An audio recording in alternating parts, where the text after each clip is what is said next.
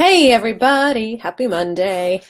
I wanted to hop on today. There's actually been a ton of stuff I've been thinking about over the past few weeks, and almost every day I think, oh, I could do a video on that, or I could do a video on this. But some interesting questions came up today with someone I was speaking to, and I wanted to take a minute to hop on just to talk a bit generally about what coaching is. Because I've realized that in the last few weeks, I've spoken with some people who they've never worked with a coach, or the whole idea is new to them. And so we've been having talks like, well, what exactly is it? What can it be used for? What does a coach do? And so I just wanted to hop on and kind of share some of my thoughts about that and field any questions if you're here live. If you're not watching live, please leave them in the comments, and I'll be following up through Facebook. So please keep in mind, too, that what I'm about to share is my opinion and my view on it. I am a coach. I have worked with many coaches. I've invested in my own coaching. So this is my interpretation of it. And that's what can be so difficult about the field, is that I tell 10 different people that I'm a coach, and I've got 10 different responses. Some people are like, oh my gosh, that's amazing. I've always, wanted to work with a life coach.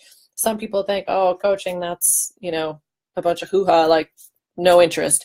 So, and what coaching means different things to different people.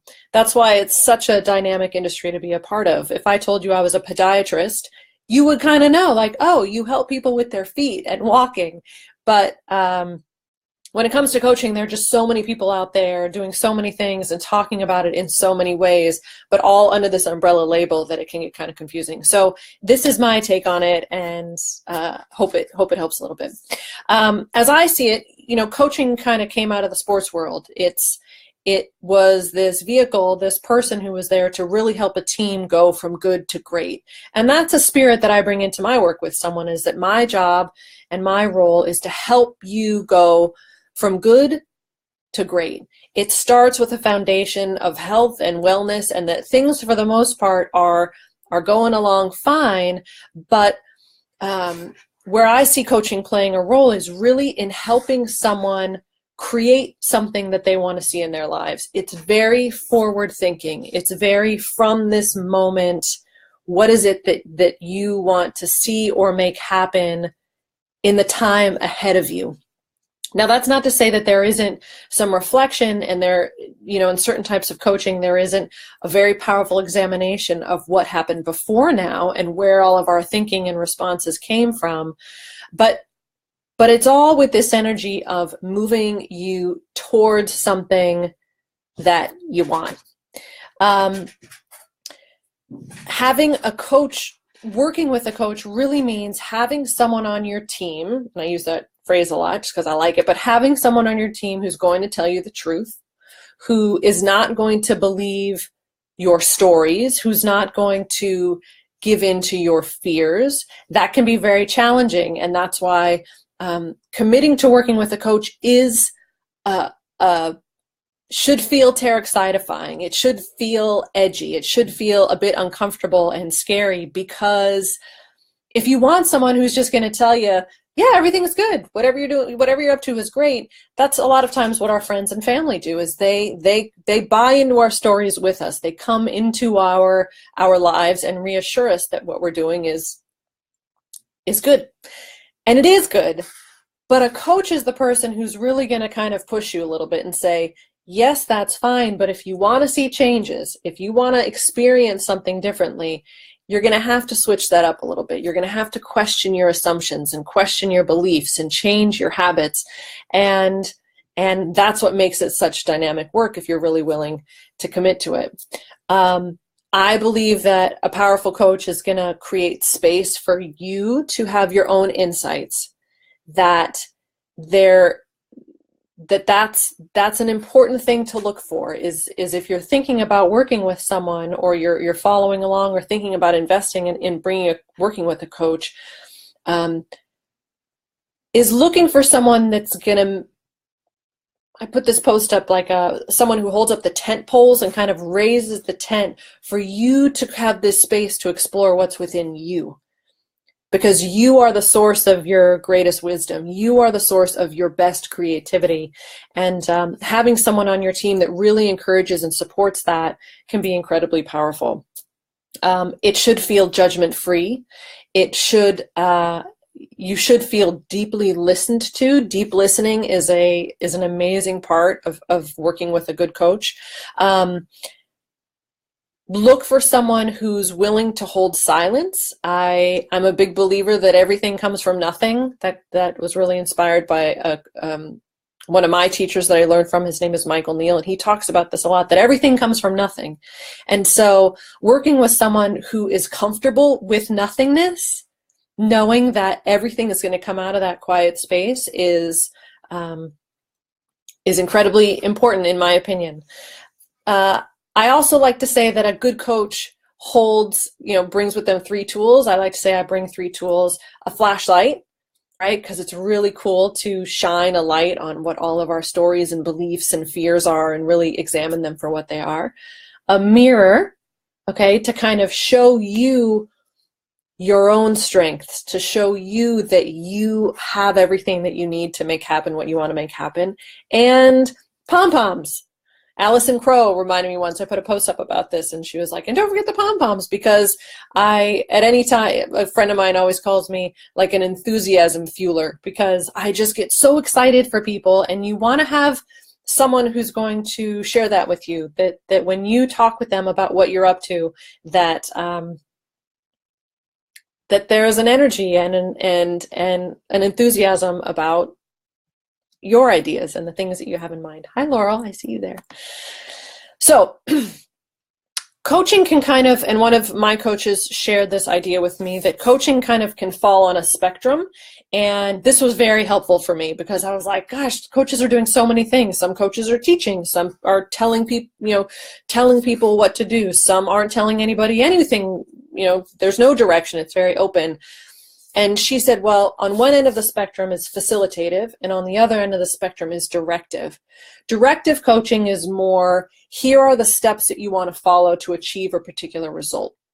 I kind of picture that as being more of a strategist, a consultant, someone who's going to give you a clear set of directions and steps and just say, do this, this, and this, and you're going to make happen what you want to make happen. On the other end of the spectrum is facilitative, which is, there is no advice, there is no direction. It's about purely creating the space for you to uncover all of those things on your own. It's facilitating your own learning, facilitating this experience of self-knowledge and self-awareness and self-learning that can be incredibly transformative. So keep that in mind as you are looking around, and if you're kind of into this world and you're following different people, are you looking for something more directive, where it's, again, going to tell you what to do next, or more facilitative, where it's really asking questions that are getting you curious about yourself? I don't know if there are any questions. Cool. Let's see. Okay, so there are coaches that will work on all different kinds of projects with you. There are, you've probably seen it if you're in this world at all, but there are performance coaches, career coaches, skills coaches, health coaches, relationship coaches, coaches that'll help you with your personal goals. I think I'm just scratching the surface. I consider all of those kind of the external piece of the work. What is the thing that you want to see happen outside of you, right? It's not the emotional side, it's this external, what you want to create in the world or with yourself, and finding someone who's a fit for that goal that you have. But there's a second side of it that I call the internal piece. The internal piece is where the transformation really happens. The internal piece is where you develop new self-awareness, increased understanding of how you work. It's a place of inquiry and curiosity and better understanding and changing your relationship to your thinking and your feeling and how you're experiencing your life. And there are some coaches who focus entirely on that. There are some incredibly powerful teachers out there doing work around this internal transformation and discovery. I I follow a lot of them. I do a lot of reading. I am a student of the work that I teach. I grapple with this stuff all of the time in my own life. And I just want to point out those two differences, because depending on where you're at and what it is that you perhaps want to create in your life will influence what kind of teachers and coaches that you look for and that resonate with you. My work in particular, I'm a big fan of big ideas. I think I share that in many different ways. I'm a big fan when someone says, oh my gosh, like what I really want to do is this. I am inspired by visionaries, by just that energy of wanting to create something and do something and make something happen. And I am also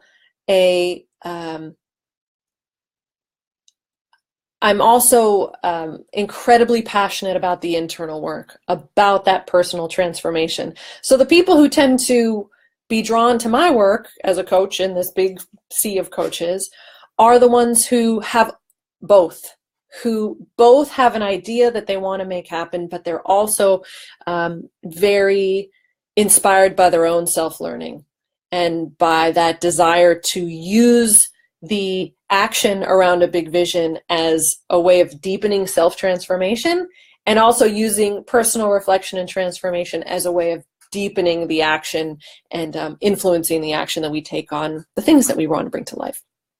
So when it comes to, if you're thinking about working with a coach, investing in a program with a coach, there are 3 questions that I think are incredibly important that you ask yourself. The first one is, what do you want? Because only you know the answer to that. I don't know what you want. No other coach out there knows what you want.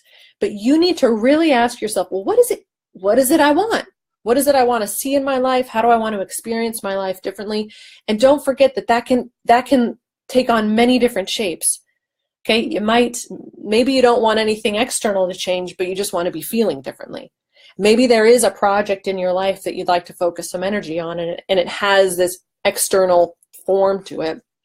But really know that what's going to be created out of any partnership is going to come from you. And that's incredibly powerful, and I don't want you to forget about that. The second question to ask yourself is, what do you need to make it happen?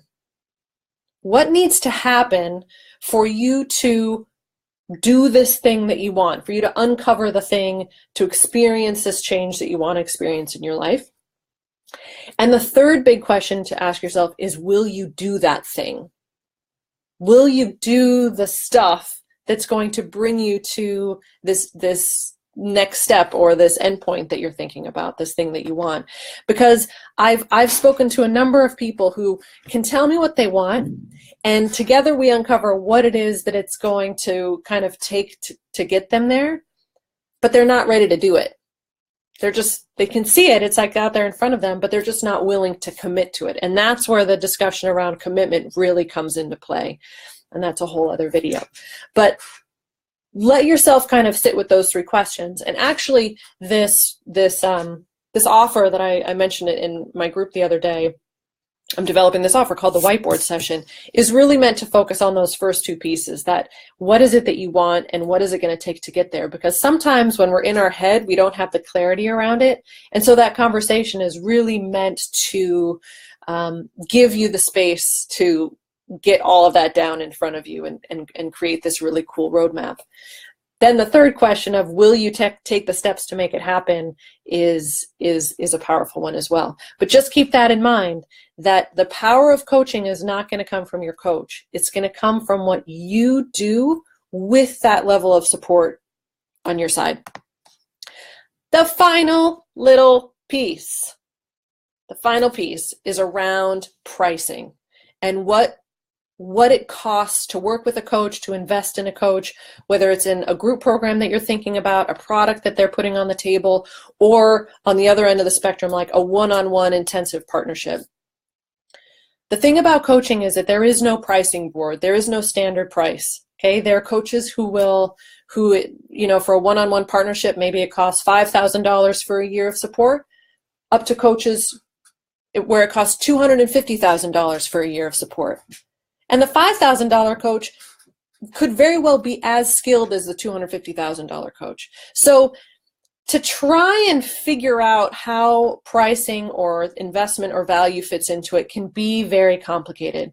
So the question always to ask yourself, if there's a coach that you want to work with and they have a particular fee for a particular product or offer or partnership that you're interested in, you need to ask yourself, is what you want to create within that partnership worth the fee?